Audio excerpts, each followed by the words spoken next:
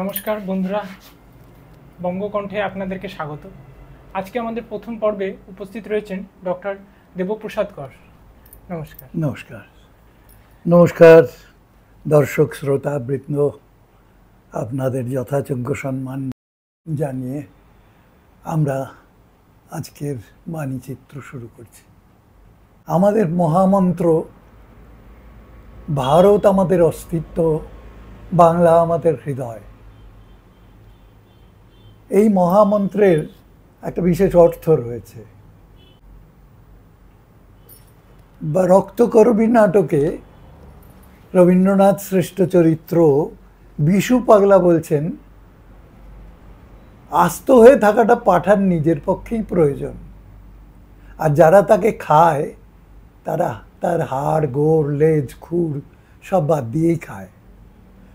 অর্থাৎ সেই পাঁঠাটিকে বেঁচে থাকতে হলে তাকে আস্ত হয়েই থাকতে হবে তার জীবন চালাতে গেলে। কিন্তু যারা তার বেঁচে থাকার ব্যাপারে একটু বিন্দুমাত্র তাদের কোনো নেই, ওটা থাকলে থাকলো না থাকলে নাই, তারা পাঁঠাকে বধ করেন, করে কেটে খান, হাড় গোড় লেজ খুর মাংস ইত্যাদি আলাদা করে। দীর্ঘ ঔপনিবেশিক শাসনে যারা আমাদের এইভাবে কেটেই খাচ্ছিল, সেই ইসলামী লুটেরারাই হোক আর তারপরের সে পৃথিবী জোড়া শ্বেতাঙ্গ সাম্রাজ্যবাদ তার শিকার হওয়াই হোক, তারা আমাদেরকে সবসময়ই চেয়েছিল আলাদা আলাদা করে রাখতে। তার মধ্যে একটা হচ্ছে এই বিশাল মহাদেশ সদৃশ দেশ, সেখানে নানা রকম চেহারা, নানা রকম ভাষা, নানা রকম পরিধান, নানা রকম খাদ্যাভ্যাস সব রয়েছে। এই নিয়ে আমরা বেশ ছিলাম, হাজার হাজার বছর ধরে ছিলাম। কিন্তু এনারা এসেই প্রথম শুরু করলেন এই ডিভিশন, এই কনফ্লিক্ট, এই যে ভ্রান্তি বিভ্রান্তি, এই বিভ্রান্তি আজও আমাদের তাড়া করে বেড়াচ্ছে।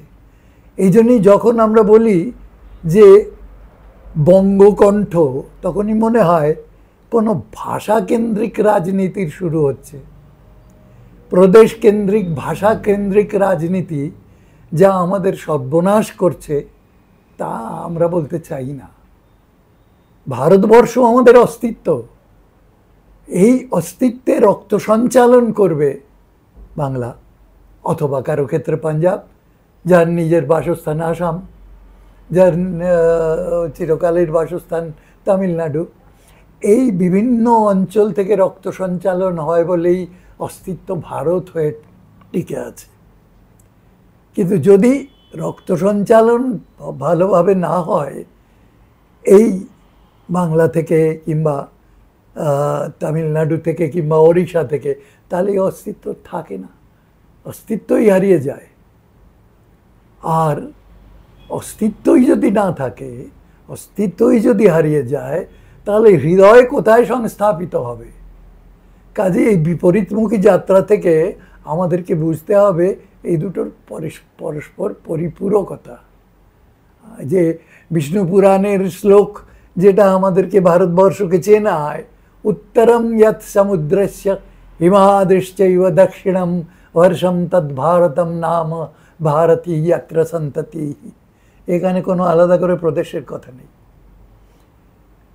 এবং আজকাল অনেক সময় শুনি বাংলার মাটি বাংলার জল ইত্যাদি নাকি আমাদের প্রদেশের সঙ্গীত। এটা নাকি কি একটা প্রদেশের যে বাংলার জাতীয় সঙ্গীত।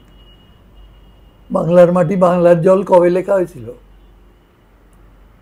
বঙ্গ আমার জননী আমার কবে লেখা হয়েছিল? আজ বাংলাদেশের হৃদয় হতে কখন জননী, এ গান কবে লেখা হয়েছিল? একটা সময় যখন কার্জন, লর্ড কার্জন, শ্বেতাঙ্গ প্রভু ঢাকার নবাব সালিমুল্লাহর সঙ্গে পরামর্শ করে ঠিক করলেন যে ভাগটা এখানে আবার করতে হবে, বাংলায় করতে হবে। এ লোকগুলোর মেরুদণ্ড বড্ড বেশি শক্ত, এরা বড় বেশি দুর্ধর্ষ বিদেশির সঙ্গে লড়াইতে, কাজে ভাগ করতে হবে। তখন এই সালিমুল্লাহ কিন্তু মুসলিম লীগের জনক, তাত্ত্বিক এবং বাস্তবিক। ওখানে তিনি সালিমুল্লাহর সঙ্গে পরামর্শক্রমে বাংলাকে ভাগ করবার ব্যবস্থা করলেন। একটা চিফ কমিশনার শাসিত বাংলা ও আসামের এক সংযুক্তিকরণ করে একটা প্রদেশ, আর একটা এখনকার যে বাংলা তা একটা প্রদেশ। এই বঙ্গ বিভাজনের যে হুকুম কার্জন 1905 সালে জারি করলেন, তার বিরুদ্ধে পুরো বাংলা সমাজ, বাঙালি সমাজ, বাংলার সমাজ নেমে পড়ল, সোচ্চার হয়ে নেমে পড়ল। এবং ওই সময়েতেই আমরা দেখতে পাই বাংলার মাটি, বাংলার জল, বঙ্গ আমার জননী, ওই একটুখানি সময়, এই কালখণ্ডটুকুতেই বাঙালি বাংলার কথা আলাদা করে বলেছে, নইলে কখনো বলেনি। যেদিন শুনিলি জলদি হইতে উঠিলে তুমি মা ভারতবর্ষ, ভারতবর্ষ বলো বলো বলো সবে শত বিনা বেনু রবে, ভারত আবার জগৎ সবাই শ্রেষ্ঠ আসন লবে। এইভাবে যত দেখা যাবে সবই ভারতবর্ষের কথাই বলা হয়েছে, ভারতবর্ষের স্বপ্নই দেখা হয়েছে, অখণ্ড ভারতবর্ষের চিন্তাই করা হয়েছে।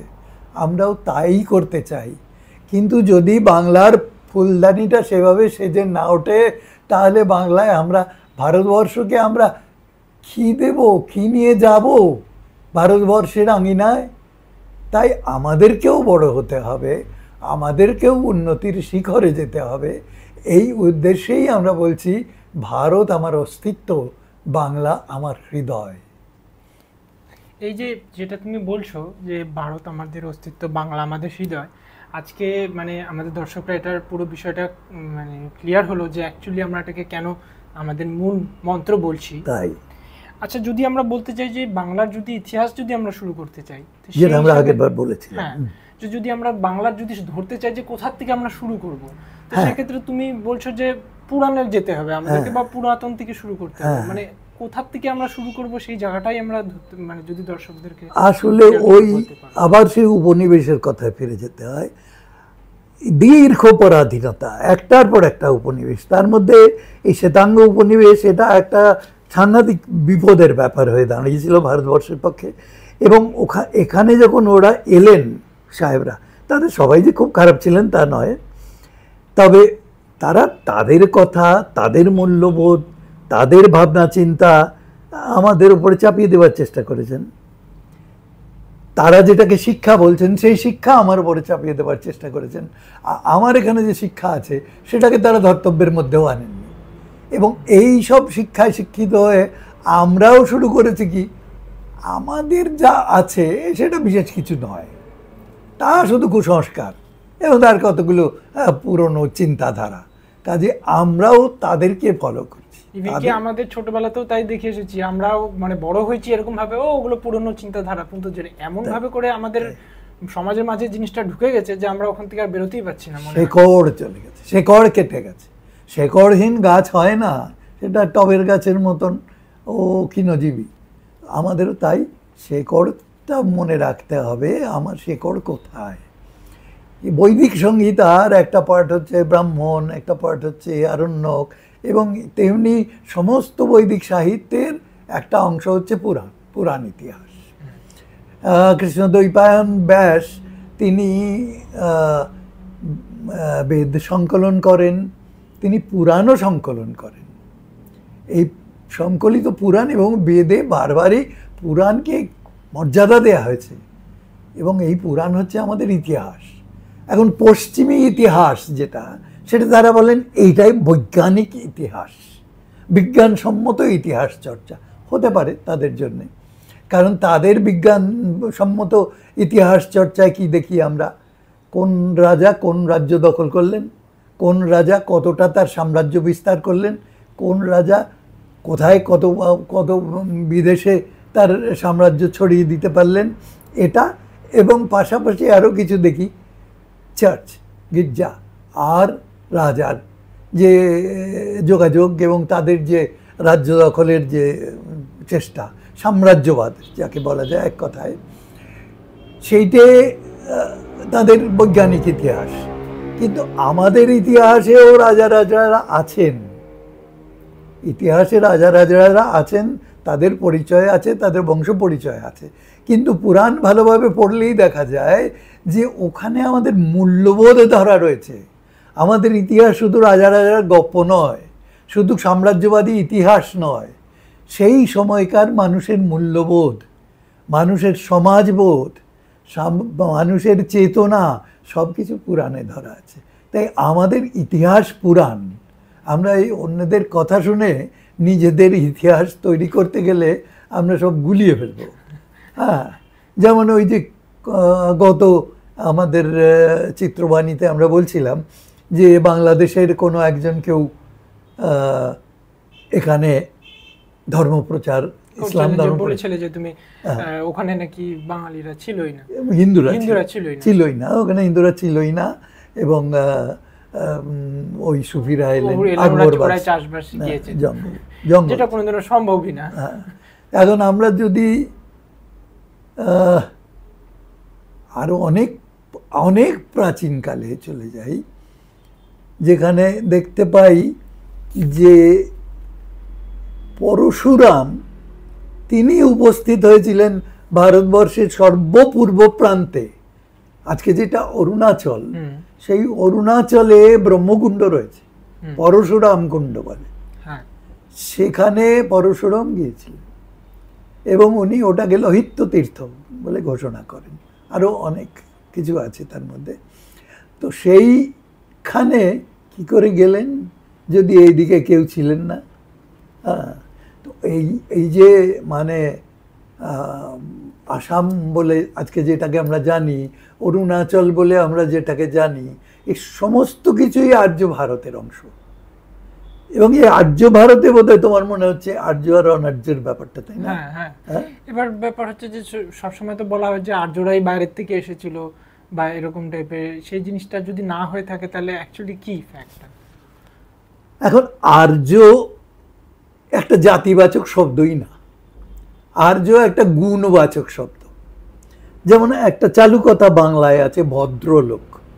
ভদ্র মানে সে ভদ্র, শিক্ষিত, জেন্টলম্যান ইংরেজিতে যা বলে।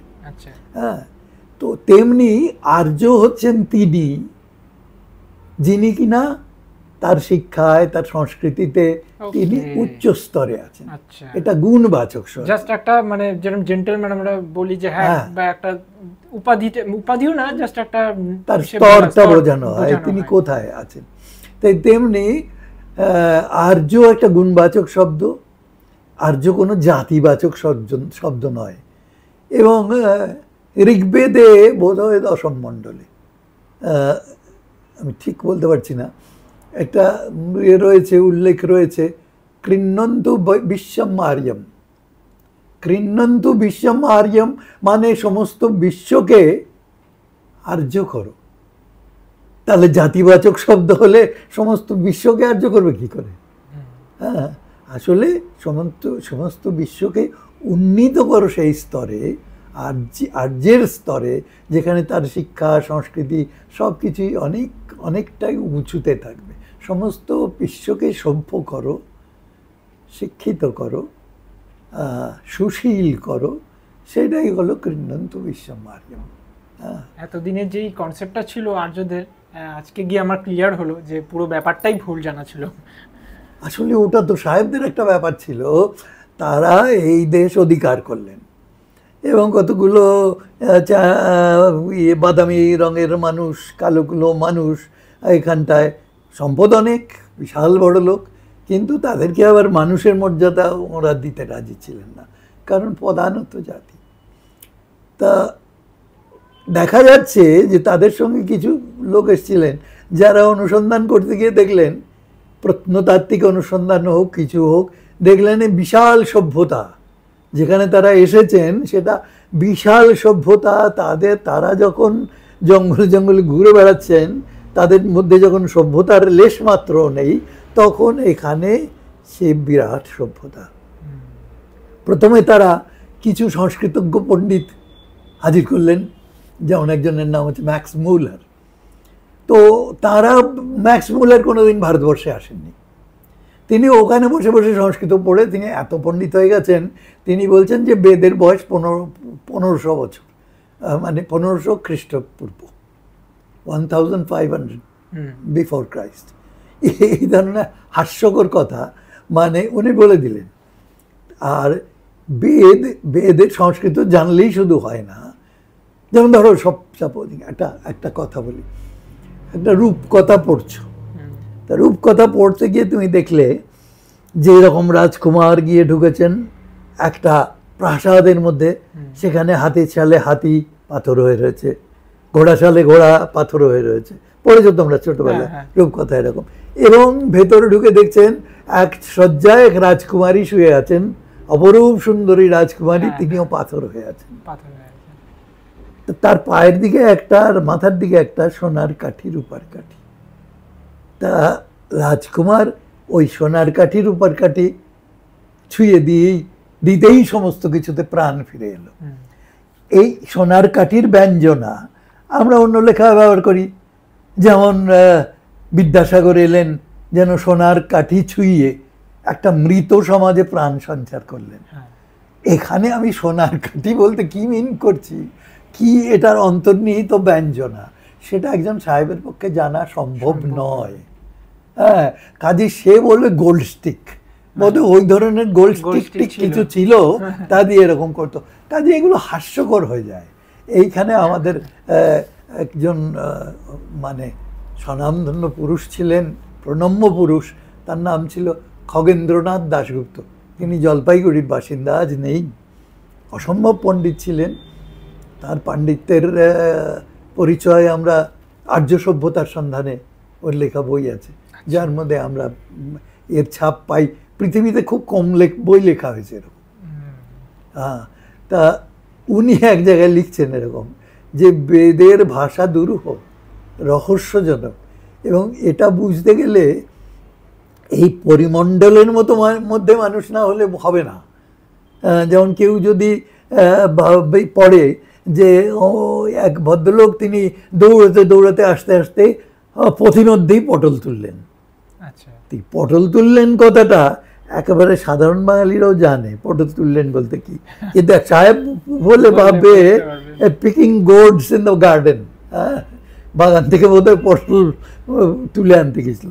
তো এই ধরনের ভুল হয়, এই ধরনের ভুল তারা করেছেন এবং জোর করে ভারতবর্ষের সভ্যতাকে অর্বাচীন বানাবার চেষ্টা করেছেন এবং এই সঙ্গে তারা প্রচার করবার চেষ্টা করেছেন যে আর্যরা বাইরে থেকে এসে এই সমস্ত সভ্যতার সৃষ্টি করেছে, বেদ লিখেছে, উপনিষদ লিখেছে, ইত্যাদি ইত্যাদি সমস্ত কিছু।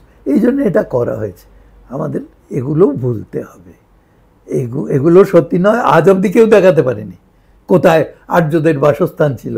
এই হাজার হাজার লোক, রাদার কোটি কোটি লোক বিভিন্ন শাখায় ছড়িয়ে পড়ে, কেউ চলে গেল ইউরোপের দিকে, কেউ চলে এলো এদিকে, অসম্ভব ভুল গল্প। এই জিনিসটা শুরু কি করে হলো যে ওরা বাইরের থেকে এসেছিল, এই প্রচারটা যে শুরু হলো যে আর্যরা বাইরের থেকে এসেছিল? আসলে ব্যাপারটা হয়েছে কি, এই সভ্যতার অধিকার আমাদেরকে ওনারা দিতে চাইছিলেন না। ওরা প্রমাণ করতে চাইছিলেন আমরাই, আমাদের পূর্বপুরুষরাই, আমরা যারা অধিকার লোক, অ্যাংলো স্যাক্সনস, আমাদের পূর্বপুরুষরাই এই এসে এদিক দিয়ে ঢুকেছিলেন। তাদের উন্নত নাসা, গৌরবর্ণ, নীল চোখ, তারা এসে আমাদেরকে এইসব শিখিয়েছেন। এটা তারা প্রমাণ করতে চেয়েছেন। নইলে এইসব লোক আমাদের থেকে বেশি বেশি সভ্য ছিল, তাদের জ্ঞান বিজ্ঞান আমাদের চেয়ে বেশি ছিল, এটা ওদের পক্ষে মেনে নেওয়া কষ্ট ছিল।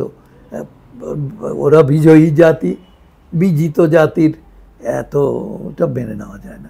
তাই তারা এই গল্প তৈরি করেছিলেন, তুলনামূলক ভাষাতত্ত্বের সৃষ্টি করেছিলেন।